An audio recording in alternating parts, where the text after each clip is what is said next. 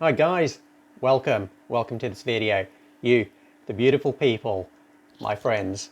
So today I wanted to talk a little bit about complaining.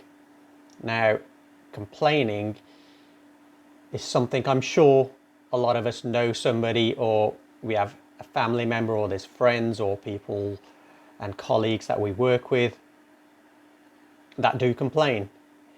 And it's very important that we understand the effects that complaining has, not just on our neurological pathways inside our brain, but also the impacts that it has physically on our bodies. Now, I'm just going to bring the camera over here, or I say camera, my phone, just so I can read off some information that I actually have about complaining. Now, what complaining does is it rewires your brain, making you more anxious and more depressed. So if you're somebody that suffers from anxiety or depression, this is something you really want to take into account and catch yourself doing it. So if you do catch yourself complaining, stop, because what it does is it'll strengthen up those neurological pathways in your brain, and it'll just lead to more complaining. So it goes on to say complaining actually rewires your brain in a way that makes it even easier and more natural to complain. This is typically followed by even more complaining, which in turn only strengthens those neural pathways, making it hard to clear negative energy. So a bit like addiction, you see people that do drugs, or alcoholics, people that are like they smoke on a regular basis, where they have a little bit of something and then it leads to wanting more and more and more. And it's the same thing with complaining. Now, it's a vicious cycle, and one that can quickly get out of hand, leaving you with a negative outlook on life that can be very difficult to shake. Negativity is the enemy of happiness and success, meaning that these are neural pathways that you definitely don't want your brain to be building. It also affects your overall vibrations and will deplete your energy. So, and I love it when Sadhguru, if you ever watched Sadhguru stuff, he actually says if he sees somebody complaining, just sit down and shut up, and that's it. That's all they need to do, and they'll stop complaining. Easier said than done, right? So if you're putting out negative thoughts into the world, you'll continue to attract more and more negativity. And then this goes back to the law of attraction as well. So with you constantly complaining, you're projecting that out there, and you're going to pull more of that back to you. So that's another thing to take into account and be really aware of. When you complain, your body releases the stress hormone cortisol. Cortisol can cause high blood pressure, high cholesterol, diabetes, obesity, heart disease, and can even increase your chances of having a stroke.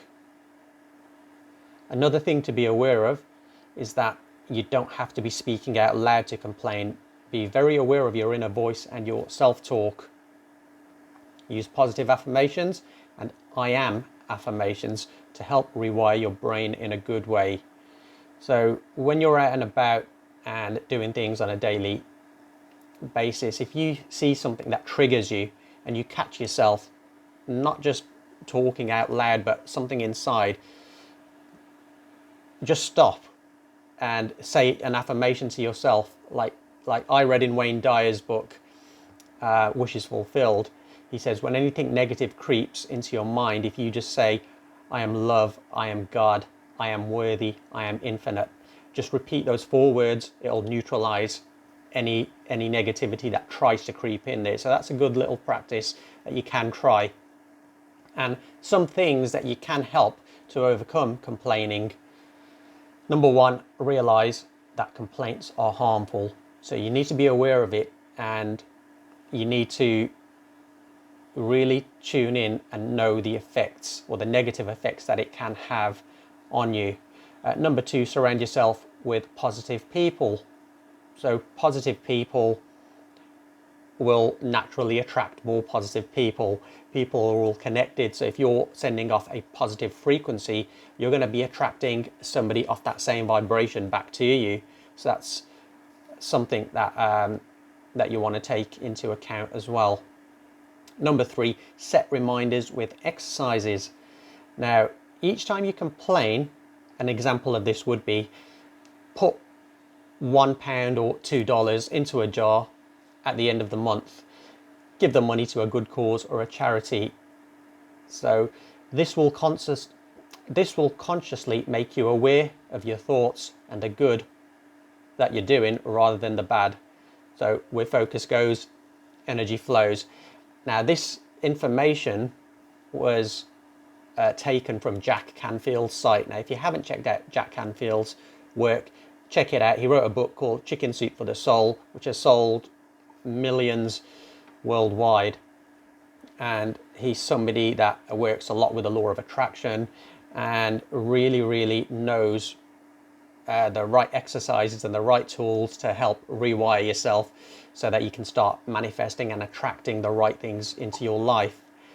And what I will do is I'll put a link in the description below which explains a little bit about the science and what happens inside when somebody is complaining and how dangerous it is, not just to your well-being but to your physical well-being.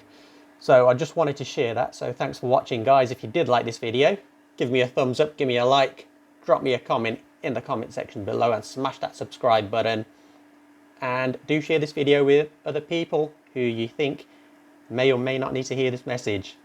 I'll see you all in another video very soon. Bye.